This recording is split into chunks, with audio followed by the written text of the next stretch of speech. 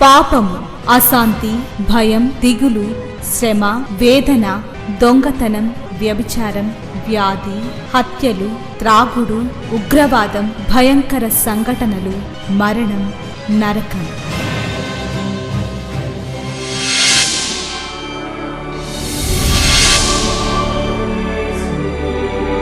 సిలువలోనే పాప క్షమాపణ, పరిశుద్ధ జీవితం, ప్రేమ, వాక్య ధ్యానము, నెమ్మది, సహవాసం, నిత్య జీవం.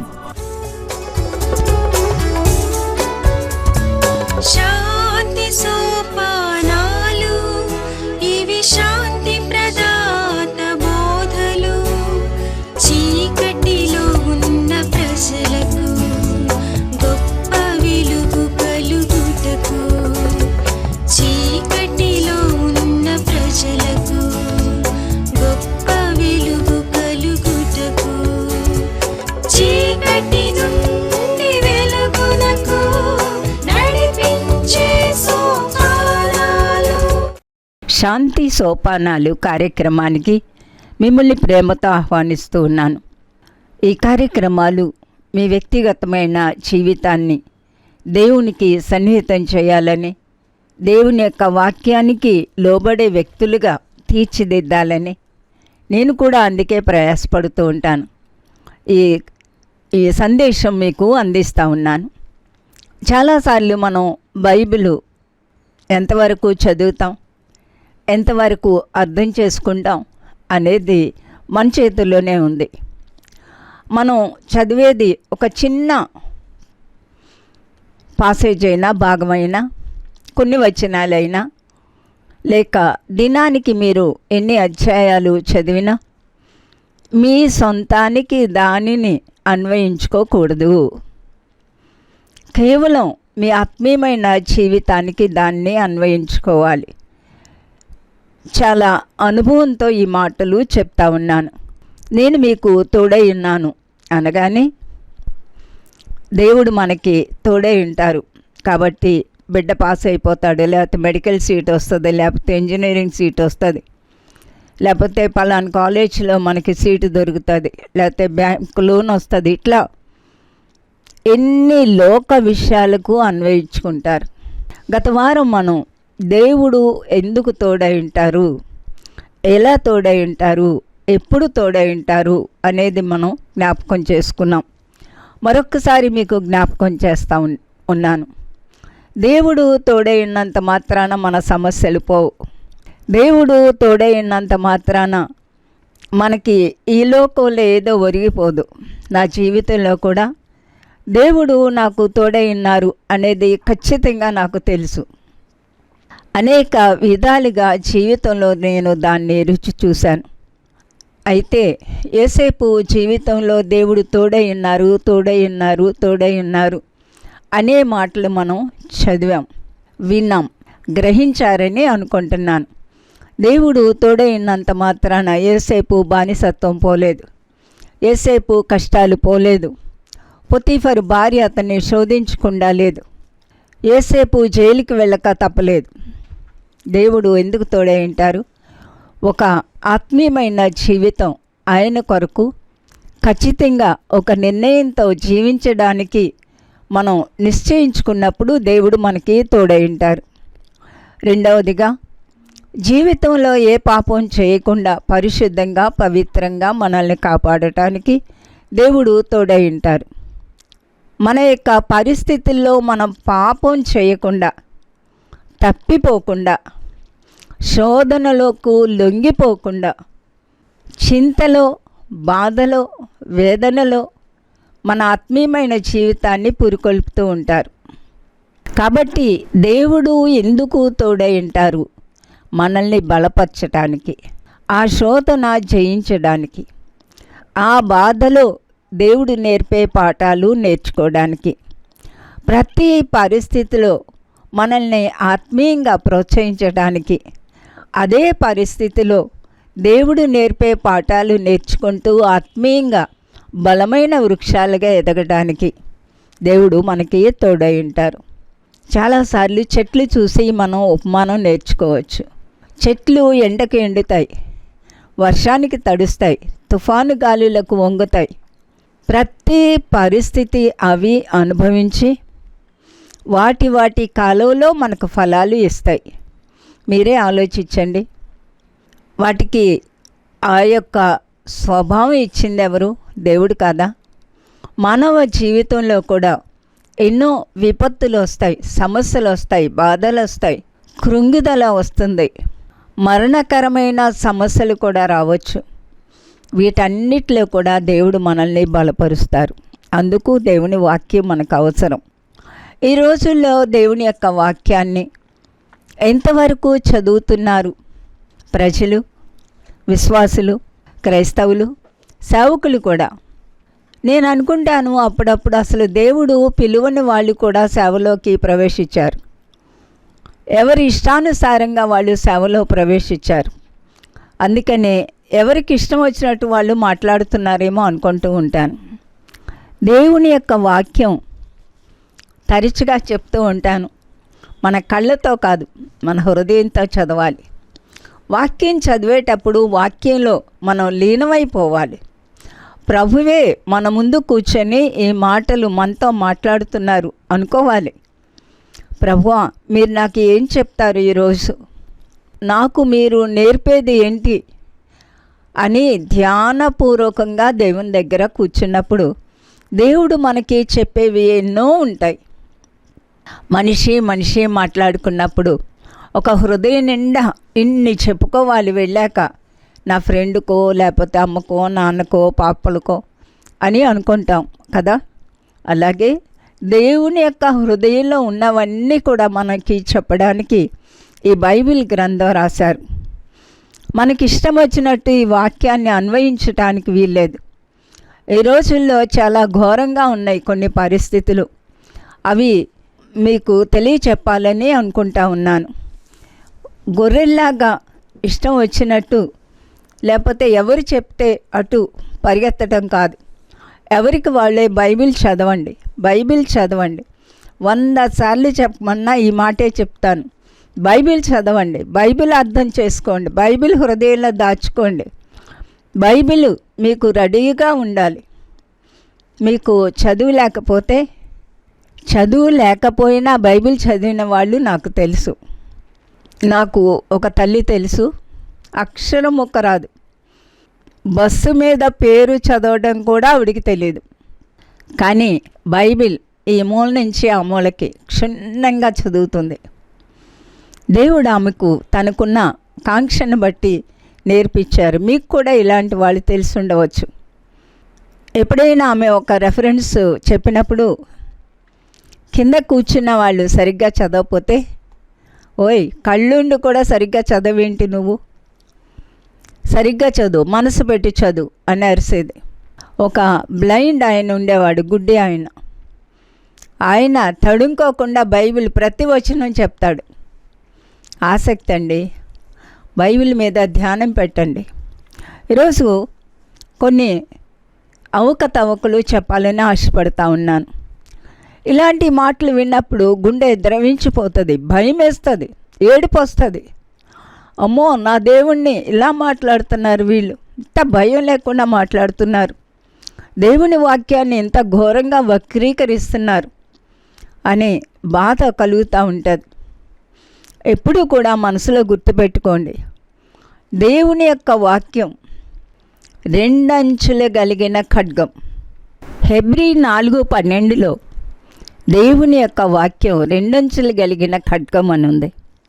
అలాగే ఇర్మియా 23:28లో లేక 29లో నా మాట అగ్ని వంటిది కాదా, బండను బద్దలు చేయు సుత్తి వంటిది కాదా. దేవుని యొక్క వాక్యం అగ్ని లాంటిది, బండలను బద్దలు చేసే సుత్తి లాంటిది. ఇంకా దేవుని యొక్క వాక్యం మలాకీ గ్రంథం 3వ అధ్యాయం 2వ వచనంలో ఆయన కంసాలికి అగ్ని వంటివాడు, చాకలి వాణ్ణి సబ్బు వంటివాడు. అంటే దేవుని యొక్క వాక్యం అగ్ని లాంటిది, దేవుని యొక్క వాక్యం 2 అంచులు కలిగిన ఖడ్గము వంటిది, దేవుని వాక్యం బండలను బద్దలు చేసే సుత్తి వంటిది, సబ్బు వంటిది. మనల్ని శుద్ధి చేసే పరికరం. ఇవన్నీ కూడా మనసులో పెట్టుకోరు. ఇష్టం వచ్చినట్లు వాక్యాన్ని గురించి మాట్లాడుతూ ఉంటే బాధ, ప్లస్ దేవునికి వ్యతిరేకంగా మాట్లాడిన వ్యక్తి శాపగ్రస్తుడు. ప్రభువారు మత్తయి సువార్త 5, 6, 7 అధ్యాయాలు చెప్పాక, ఈ నా మాటల ప్రకారము చెయ్యనివాడు బుద్ధిహీనుడు అని ఉంది. ప్రభువా ప్రభువా అని నన్ను పిలిస్తే పరలోక రాజ్యం రావు, పరలోకమందున్న తండ్రి చిత్త ప్రకారం చేయాలి అని ప్రభువు చెప్పారు. దేవుని యొక్క వాక్యాన్ని ఎవరూ వక్రీకరించవద్దు. ప్రతి సేవకుడు కూడా వాక్యాన్ని శ్రద్ధగా చదవాలి. మీ సేవకుడు చెప్పిన మాట బైబిల్కి వర్తించి ఉందా? అతని జీవితం వినయంగా, సాత్వికంగా, వాక్యానికి సరిపడినట్టుగా ఉందా అనేది కూడా మనం పరీక్షించుకోవాలి. మొదటి తిమోతి పత్రిక 6వ అధ్యాయంలో 3వ వచనం ఈ రీతిగా చెప్తా ఉంది. ఎవడైనను మన ప్రభు అయిన యేసుక్రీస్తు యొక్క హిత వాక్యములను దైవ భక్తికి అనుగుణ్యమైన బోధను అంగీకరింపక భిన్నమైన బోధను ఉపదేశించిన ఎడల వాడేమీ ఎరుగక తర్కములను గూర్చి వాగ్వాదములను గూర్చి వ్యర్థముగా ప్రయాసపడుచు గర్వాంధుడగును. వీటి మూలముగా అసూయ, కలహము, దూషణలు, దురభిమానములు, చెడిపోయిన మనసు కలిగి సత్యహీనులై దైవభక్తి లాభ సాధనమనుకొను మనుషుల వ్యర్థ వివాదములు కలుగుచున్నవి. అవును, చాలామందికి ఈ రోజుల్లో దైవభక్తి లాభ సాధనం చాలా బాధాకరమైన విషయం, చాలా హీనమైన విషయం కూడా. పిలవకుండా, దేవుని యొక్క విచక్షణ లేకుండా అనేక మంది సేవలో జొరబడుతూ ఉన్నారు. కాబట్టి వాళ్ళకి మారుమనసు ఉందా లేదా అనేది ప్రశ్నార్థకం. ఈరోజు నేను ఒక ప్రత్యేకమైన 2-3 విషయాలు చెప్పాలని ఆశపడతా ఉన్నాను. బైబిల్లో లేనిది ఎప్పుడూ కూడా ఎవరూ మాట్లాడకూడదు. బైబిల్ చదవకుండా ఎవరూ మాట్లాడకూడదు. ఈ బైబిల్ని మన ఇష్టమైన విధానంలో దానిని అర్థం చేసుకోకూడదు కూడా. ప్రతి మాట, బైబిల్లో మాట మన ఆత్మీయమైన జీవితాన్ని దిద్దడానికి, పడిపోయిన మన జీవితాలు కట్టడానికి, దేవునికి దూరమైన మన జీవితాలు దేవునికి దగ్గర చేయడానికి, దేవుడు ఎందుకు ఈ లోకానికి వచ్చారో మనం అర్థం చేసుకోవాలి. తన యొక్క విలువైన రక్తాన్ని ఎందుకు కార్చారో అర్థం చేసుకోవాలి. ప్రతిరోజు కూడా దేవుడు కార్చిన, ప్రభువారు కార్చిన రక్తాన్ని మన కళ్ళ ముందు పెట్టుకోవాలి. ఆ రక్తానికి మనం న్యాయం చేయాలి. దేవుని యొక్క వాక్యాన్ని వ్యర్థంగా ఇది అది కలిపేస్తూ తమకిష్టమైన రూపంలో లేక తమకిష్టమైన అభిప్రాయాలతో దీన్ని జోడించకూడదు. ఇది అగ్ని, ఇది అగ్నిగానే మండాలి. ఇది సుత్తి, ఇది మన హృదయాల్లో ఉన్న అక్రమాలు, కఠినమైన మనస్సుని పగలగొట్టాలి. ఇది సబ్బు, ఇది మన జీవితాల్లో ఉన్న మైల, బూజు పట్టిపోయిన, నాచు పట్టిపోయిన, మూర్ఖత్వం పట్టిపోయిన మన జీవితాల్ని కడగగలగాలి. దేవుని యొక్క వాక్యం అపరూపమైంది. అది మన జీవితాల్లో వ్యర్థమైనవి, అక్రమమైనవి తుంచివేయాలి, కత్తిరించి వేయాలి. మొన్న మధ్య నేను 2-3 ఈ మాటలు చెప్పడం విన్నాను. దానియేలు నపుంసకుడని బైబిల్లో ఉంది అని. ఇది చాలా భయంకరమైన విషయం. ప్రజలు కూడా విని బైబిల్ జ్ఞానం లేక దాన్ని అంగీకరిస్తున్నారు. ఎహెచ్కేలు గ్రంథం 14వ అధ్యాయం 14వ వచనాన్ని చదువుతున్నాను, లేక 12వ వచనం నుంచి కూడా కొన్ని వచనాలు చదువుతాను. మరి యెహోవా వాక్కు నాకు ప్రత్యక్షమయ్యేలాగు సెలవిచ్చాను. నరపుత్రుడా, ఏ దేశమైతే విశ్వాసఘాతుకమై నా దృష్టికి పాపము చేసినదో దానికి నేను విరోధినై ప్రాణాధారములకు ఆహారము లేకుండా చేసి కరువు పంపించి మనుషులను పశువులను నిర్మూలము చేయుదును. నోవహును, దానియేలును, యోబును ఈ ముగ్గురును అట్టి దేశంలో ఉండినను. గమనించండి, నోవహు, దానియేలు, యోబు. నోవహుకు 3 కుమారులు, యోబుకు 7 కుమారులు, 3 కుమార్తెలు. మధ్యలో దానియేలును పెట్టారు. ఈ ముగ్గురు అట్టి దేశంలో ఉండినను వారు తమ నీతి చేత తమ్మును మాత్రమే రక్షించుకుందురు. ఇదే యెహోవా వాక్కు. 16వ వచనం. ఆ ముగ్గురు దానిలో ఉండినను ఆ దేశము పాడైపోవును. నా జీవము తోడు వారు తమ్మును మాత్రమే రక్షించుకుందరు, కానీ కుమారులనైనను కుమార్తెలనైనను రక్షింపజాలకుందరు. ఇదే ప్రభువగు యెహోవా వాక్కు. 18వ వచనం. ఆ ముగ్గురును దానిలో ఉన్నను నా జీవము తోడు వారు తమ్మును మాత్రమే రక్షించుకుందరు, కానీ కుమారులనైనను కుమార్తెలనైనను రక్షింపజాలకుందరు. ఇదే ప్రభు అయిన యెహోవా వాక్కు. 20వ వచనం. నోవహును, దానియేలును, యోబును ఈ ముగ్గురును దానిలో ఉన్నను నా జీవము తోడు వారు తమ నీతి చేత తమ్మును మాత్రమే రక్షించుకుందరు, కానీ కుమారులనైనను కుమార్తెనైనను రక్షింపజాలకుందరు. 1, 2, 3, 4 సార్లు దేవుడు నోవహు, దానియేలు, యోబు ఈ ముగ్గురు ఒకవేళ ఈ భ్రష్టమైన దేశంలో ఉన్న వారు తమ్మును మాత్రమే రక్షించుకుంటారు, కుమారులనైనను కుమార్తెలనైనను రక్షించుకోలేరు అని చెప్తూ ఉంటే ఎలా చెప్పగలరు దానియేలు నపుంసకుడని? అంత మాత్రమే కాదు, దానియేలు గ్రంథం మనం జాగ్రత్తగా చదివినట్లయితే దానియేలు అసలు ఎవరు అనేది అర్థం చేసుకోవాలి. దానియేలు గ్రంథం 3-4 వచనాలు. రాజు అష్పెనజు అను తను నపుంసకుల అధిపతిని పిలిపించి అతడు ఈలాగు ఆజ్ఞాపించెను. ఇశ్రాయేలీల రాజవంశములలో ముఖ్యులై లోపములేని సౌందర్యమును సకల విద్యా ప్రవీణతయు జ్ఞానమును కలిగి తత్వజ్ఞానము తెలిసిన వారై రాజనగరునందు నిలువదగిన కొందరు బాలురను రప్పించి కల్దీల విద్యను వారికి నేర్పుము. దానియేలు రాజవంశానికి సంబంధించినవాడు, సకల విద్యా ప్రవీణుడు, జ్ఞానము కలిగినవాడు, తత్వజ్ఞానము తెలిసినవాడు. ఇతను నపుంసకుడు కాదు. ఇలా చెప్పుకుంటూ పోతే చాలా చాలా విచిత్రంగా, అవలీలగా, భయం లేకుండా ఇష్టం వచ్చినట్టు దేవుని యొక్క వాక్యాన్ని వక్రీకరించే వారిని ఏమనాలి? దేవుని యొక్క భయం లేకుండా.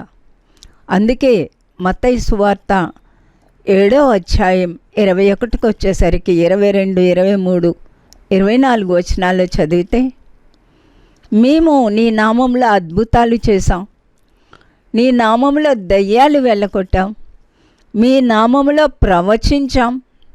ప్రవచించడం అంటే ఒక విధంగా వాక్యాన్ని ప్రకటించడం కూడా.